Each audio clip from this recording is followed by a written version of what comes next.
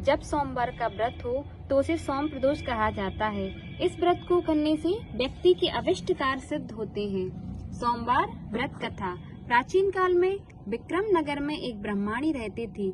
पति की मृत्यु हो जाने से वह बेसहारा हो गई थी और जीवन यापन के लिए भिक्षा मांगने लगी थी।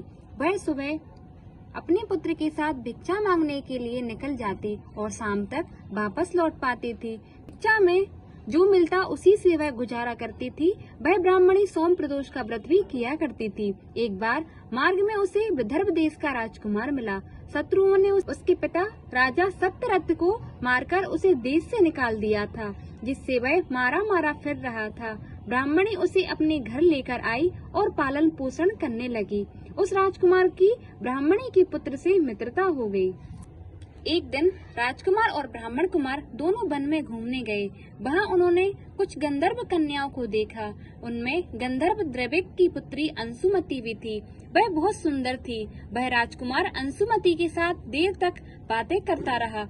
अगले दिन अंशुमति राजकुमार को अपने माता पिता से मिलाने ले गई। कुछ दिन पश्चात उन्होंने अंशुमति का विवाह राजकुमार के साथ कर दिया। बाद में राजकुमार ने गंधर्व राज की सेना की सहायता से विदर्भ देश पर आक्रमण कर शत्रुओं को पराजित कर दिया और विदर्भ पर अपना अधिकार कर लिया।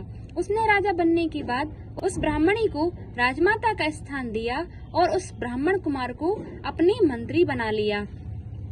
इस प्रकार सोम प्रदोष का व्रत करने से उस ब्राह्मणी के दिन फिरे। सोम प्रदोष व्रत करने वाले भक्तों की समस्त मनोकामनाएं भगवान से पूरी करते हैं। बोले शंकर भगवान की जय।